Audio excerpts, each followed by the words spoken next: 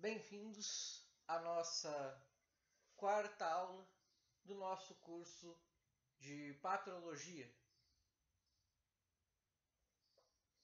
Iremos então começar a estudar nessa aula os padres apologistas.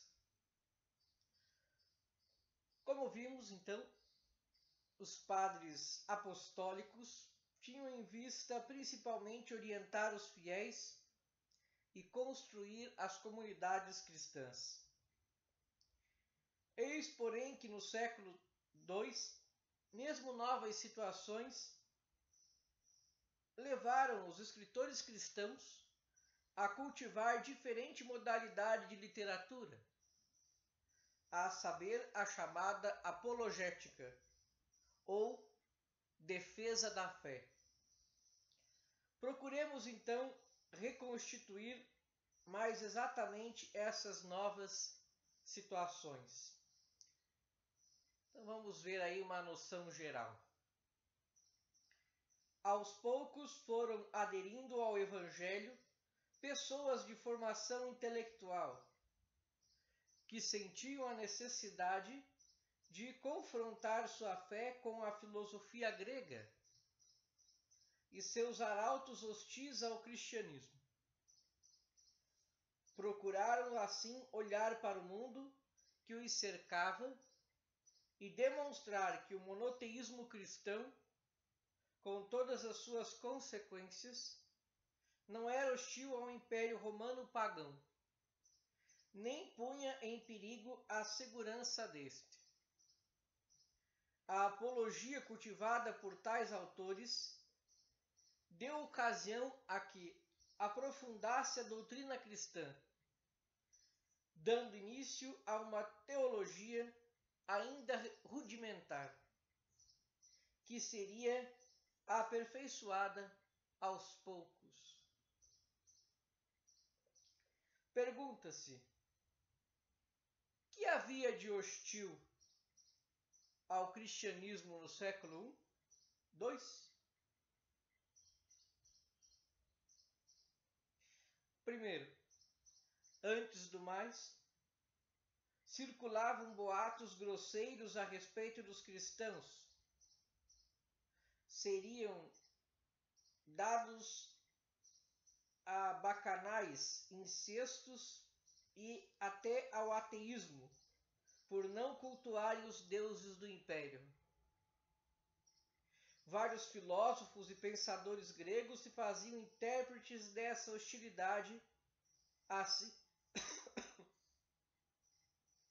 ao célebre retor Frontão de Cirta, preceptor do imperador Marco Aurélio, elaborou um discurso contra os cristãos. Luciano de Samósata zombou dos cristãos por causa da prática da caridade fraterna e do seu destemor da morte, exprimindo sua sátira na obra Sobre a Morte de Peregrino, redigida em 170. O filósofo platônico Celso escreveu acerba obra polêmica intitulada Discurso Verdadeiro, datada de 178 aproximadamente, classificando o cristianismo como um aglomerado de superstições e fanatismos. A maior parte desse escrito nos foi conservada por Orígenes e confeccionou a réplica a Celso. Esta apresenta Cristo como impostor vulgar. Os aspectos extraordinários de sua vida não são mais do que uma ficção poética de seus primeiros discípulos.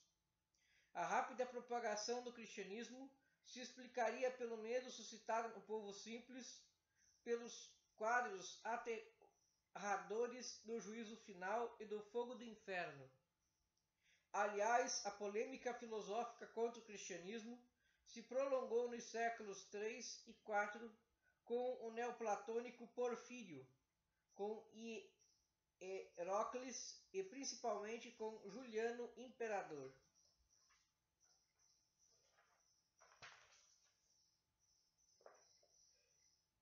Da parte dos cristãos, que respostas eram dadas aos agressores? Os apologistas procuravam dissipar as calúnias, enfatizando a integridade da vida dos cristãos, que eram cidadãos honestos, honrados e castos. Empenhavam-se por dizer que a fé cristã não constituía perigo algum para a segurança e o bem-estar do império, por mais que quisessem atribuir certas calamidades públicas ao ateísmo e à imoralidade dos cristãos, provocadores da ira dos deuses. Ao contrário, os apologistas afirmavam que a fé cristã era um baluarte da ordem e do bem-estar do império.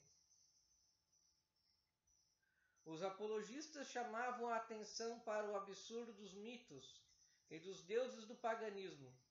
Somente o cristianismo professava uma ideia correta de Deus e do mundo por ele criado. Consequentemente, defendiam o dogma da encarnação em Cristo e propunham a ressurreição da carne no fim dos tempos. Apelavam também para as profecias que falaram de Cristo séculos antes da vinda do Messias à Terra. Parece que havia na antiguidade coletâneas de textos proféticos do Antigo Testamento para provar a autenticidade da messianidade de Jesus a quem a contestasse. Aduziam também o argumento da antiguidade e o Novo Testamento está ligado ao Antigo Testamento, que começa com o patriarca Abraão. Moisés seria anterior aos poetas e sábios gregos. Os demônios perverteram a verdade entre os pagãos. O argumento dos milagres de Jesus não era muito evocado, pois, segundo Tertuliano, Orígenes e Lactâncio, havia entre os pagãos falsos taumaturgos que impressionavam o povo. Os apologistas os acusavam de operar prodígios por intervenção dos espíritos maus. Ao apresentar a verdadeira face do cristianismo aos pagãos, os apologistas não helenizaram nem deturparam a mensagem cristã. Guardaram intacta a mensagem do Evangelho, usando a linguagem do seu tempo e recorrendo às expressões de sua formação helenista. Verdade é que passaram a falar em vocabulário mais filosófico. Todavia guardaram a pureza da fé cristã, em vez de falar de uma helenização do cristianismo. Entenda-se que houve até certo ponto uma cristianização do helenismo. Nem todas as obras dos apologistas se conservaram. Alguns são conhecidos através de citações e referências feitas por autores posteriores. A seguir, então, vamos apresentar aí 5 apologistas.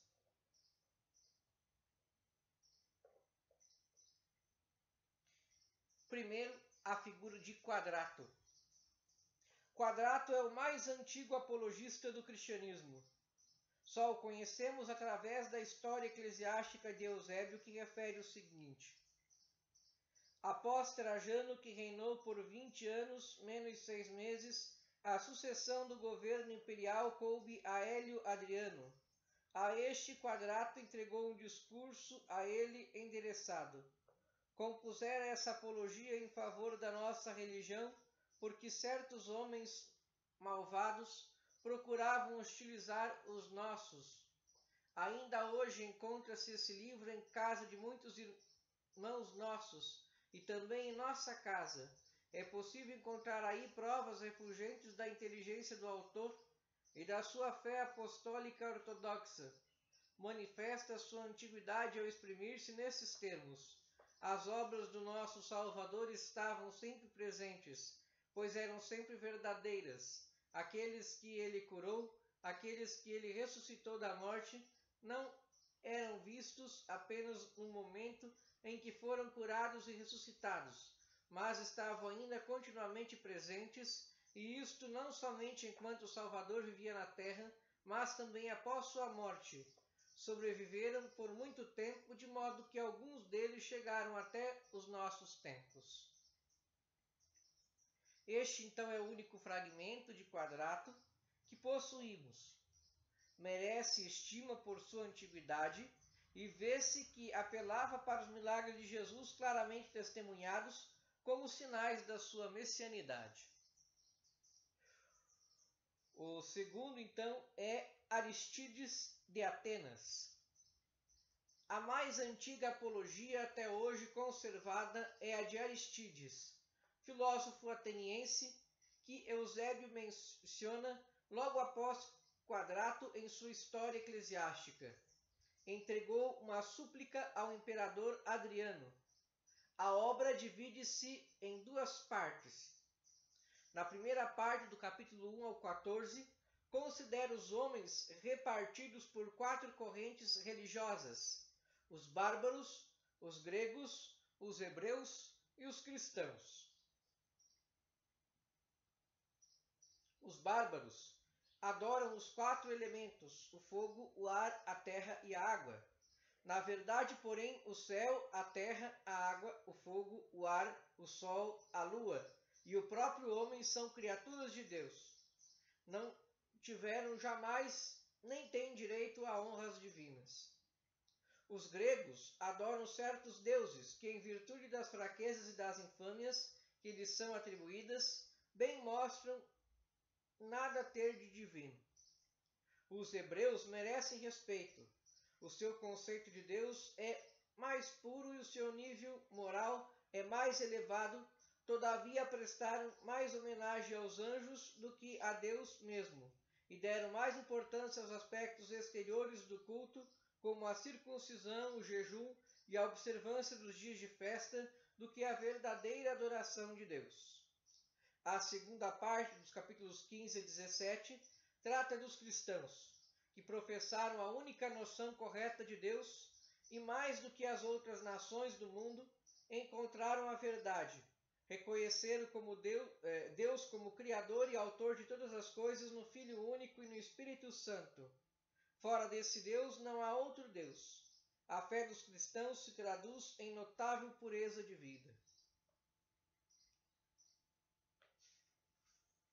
Podemos então ver um trecho da obra. Os cristãos têm os mandamentos de Jesus Cristo impressos no seu coração e os observam na expectativa da ressurreição dos mortos e na vida do século futuro. Não cometem adultério nem fornicação, não levantam falso testemunho e não desejam os bens alheios. Honram pai e mãe e amam o seu próximo. Proferem retos julgamentos e jamais fazem aos outros o que não desejam lhes seja feito. Socorrem aqueles que os maltratam e se tornam amigos deles. Desejam fazer o bem aos seus inimigos. São pacíficos e mansos. Abstêm-se de qualquer relação ilícita e de toda impureza. Não desprezam a viúva nem oprimem o órfão. Quem possui bens faz doação a quem não os tem, e o fazem de bom grado. Se vem um estrangeiro, acolhem-no debaixo do seu próprio teto, e se alegram com ele como se fosse um verdadeiro irmão. Na verdade, eles dão o nome de irmão uns aos outros. Irmão não segundo a carne, mas segundo o Espírito. Estão dispostos a dar a vida por Cristo. Observam os seus preceitos sem se desviar, levando vida justa e santa, como o Senhor Deus lhes ordenou, e continuamente dão graças a Deus pelo alimento, pela bebida e por todos os outros bens.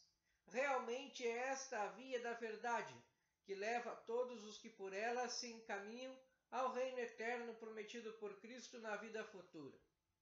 Conclui Arístides: não hesito em afirmar que o mundo não perseverará na existência senão graças às orações e às súplicas dos cristãos.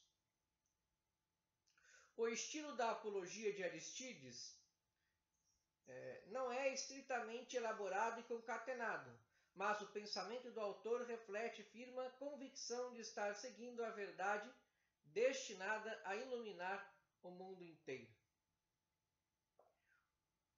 O outro apologista é Aristão de Pela. O primeiro apologista que defende o cristianismo contra o judaísmo é Aristão de Pella. Escreveu uma obra intitulada Discussão entre João e Papisco a respeito de Cristo, a qual se perdeu. João é um judeu convertido ao cristianismo e Papisco, um judeu de Alexandria. Segundo Orígenes, essa apologia refere como um cristão, com o apoio dos textos hebraicos, pode sustentar uma discussão com o judeu e mostrar que as profecias relativas ao Messias encontram a sua realização em Jesus. Ao cabo da discussão, Papisco reconhece Cristo como Filho de Deus e pede o batismo. Julga-se que a obra data de 140 aproximadamente. A exegese alegórica e o fato de que Papisco era cidadão de Alexandria indicam que a obra foi redigida nesta cidade. O próximo padre, então, foi Atenágoras de Atenas. Deixou-nos duas obras, Súplica a respeito dos cristãos e a propósito da ressurreição dos mortos. A primeira foi escrita em 177 aproximadamente ao imperador Marco Aurélio Antonino e a seu filho Lúcio Aurélio Cômodo. Atenágoras é o mais eloquente dos primeiros apologistas cristãos. Compraz em citar poetas e filósofos, como também recorre frequentemente às sentenças filosóficas. Foi formado na arte retórica e no estilo ático. Quase nada sabemos de sua vida, já que uma só vez é mencionada na literatura cristã. A súplica foi redigida em tom moderado, abstendo-se de fortes invectivas contra os pagãos. Procede com certa ordem e concatenação. Nos capítulos 4 a 36, o autor refuta as três acusações levantadas pelos pagãos contra os cristãos: o ateísmo, o canibalismo e o incesto. O ateísmo. Os cristãos não são ateus. Se não creem nos deuses, creem em Deus. São monoteístas. Podem-se encontrar tendências monoteístas em alguns filósofos e poetas pagãos. Nem por isto foram acusados de ateísmo. As provas em favor do monoteísmo eram relativamente pobres na literatura pagã, ao passo que as provas do cristianismo são inspiradas pelo Espírito Santo. A elevada noção de Deus professada pelos cristãos faz que tenham uma conduta de vida muito digna. Quais dos filósofos pagãos têm a alma tão purificada que amem os seus inimigos em vez de os odiar? Bendigam aqueles que os insultam em vez de os tratar com dureza, como acontece habitualmente. Orem por aqueles que lhes preparam insídias na vida. Entre nós podereis encontrar ignorantes, trabalhadores manuais, homens de inteligência modesta.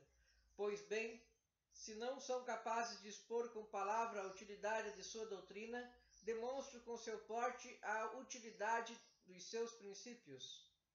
Consequentemente, os cristãos não devem oferecer sacrifício aos deuses nem adorar este mundo, que apesar de tudo é uma obra de arte muito superior aos ídolos, só o Criador adora. B. Canibalismo. Os cristãos não o praticam. Ao contrário, é-lhes proibido matar a quem quer que seja. Nem mesmo lhe é lícito assistir às lutas dos gladiadores, que tanto deleitam os pagãos, pois põe em perigo a vida humana. Pela mesma razão, os cristãos se opõem ao abandono de crianças nas vias públicas. De resto, a crença na ressurreição da carne já seria suficiente para impedir os cristãos de comer a carne humana. Incesto. Tal acusação não é senão a expressão do ódio. A virtude sempre foi perseguida pelo vício. Os cristãos estão longe de cometer tais delitos a tal ponto que não lhe é permitido pecar nem por pensamento contra a castidade. Atenágoras faz alusão especial àqueles e aquelas que se consagram a Deus na vida una. Podem encontrar-se entre nós muitos homens e mulheres que chegaram à idade anciã sem se casar, na esperança de pertencer mais intimamente a Deus. Nem sequer o aborto é permitido aos cristãos. Dizemos que aquelas mães que usam certos meios para abortar cometem assassínio e deverão dar contas do aborto a Deus. Como então poderemos cometer assassínios? Não se pode ao mesmo tempo pensar que aquele que está no seio materno é um ser vivo, do qual Deus cuida, e do outro lado matar alguém mais adiante em anos. A apologia termina pedindo justiça para os cristãos perseguidos. E vós, homens absolutamente bons em tudo por natureza e por educação, benévolos e dignos do império, inclinai a cabeça imperial frente a mim, que respondi às acusações movidas contra nós, e demonstrei que somos piedosos na presença de Deus, moderados e castos em nossas almas. Na verdade, que homens têm mais direito de obter o que pedimos do que nós, que rezamos pela vossa autoridade, a fim de que obtenhais por sucessão o filho após o pai. Como é perfeitamente justo o império, pedimos que o vosso poder cresça e se dilate, de modo que todos os homens sejam súditos da vossa autoridade. Isso também será vantagem para nós, pois levaremos uma vida calma e tranquila, e cumpriremos de bom grado tudo o que nos for ordenado. A outra obra de Atenágoras versa sobre a ressurreição dos mortos, ponto este que os pagãos impugnavam com veemência, pois ressuscitar lhes parecia ser o retorno ao cárcere do corpo. Tal obra, anunciada no fim da súplica, capítulo 36, se divide em duas partes. A primeira, capítulo 1 a 10, trata de Deus e da ressurreição, mostrando que a sabedoria, a onipotência e a justiça de Deus não se opõem à ressurreição, mas ao contrário, a tornam conveniente. A segunda parte, capítulos 11 a 25, trata do homem da ressurreição.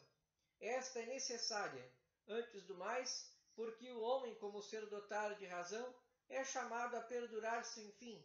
Ora, visto que o corpo pertence à íntegra do homem, a alma não pode alcançar sem ele o seu destino. Capítulos 11 e 17. É conveniente também porque não pode haver justa retribuição no além sem o corpo. Capítulos 18 a 23.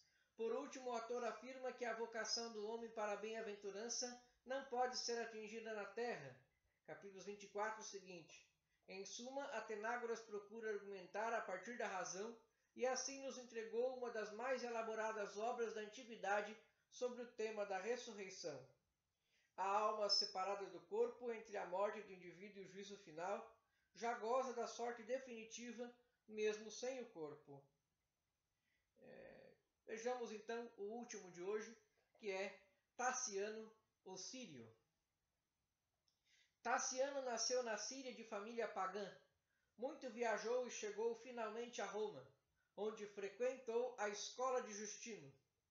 Após muito procurar a verdade, encontrou finalmente o cristianismo, que ele considerou a única verdadeira filosofia. Eis como refere as etapas de sua conversão. Vi estas coisas, fui admitido às religiões de mistérios, examinei todo tipo de ritos religiosos instituídos por efeminados e andrógenos. Encontrei entre os romanos o Júpiter latino, que se delicia com sangue humano e com sacrifícios humanos. Achei Artemide, não longe da grande cidade, que praticava atos semelhantes. Em outros lugares deparei-me com demônios, que favorecem erupções de maldade. Então recolhi-me e me pus a procurar como me seria possível descobrir a verdade. Enquanto eu refletia atentamente, aconteceu-me ter em mãos certos escritos bárbaros, mais antigos do que as opiniões dos gregos, e mais divinos que os erros destes, e fui levado a dar-lhes fé por causa da simplicidade do estilo, a ausência de artifícios de retórica, a facilidade com que podiam ser compreendidos todos esses escritos. o conhecimento dos acontecimentos futuros de que davam provas, a extraordinária elevação dos seus ensinamentos e a afirmação de que o governo do universo tem o seu centro em um único ser.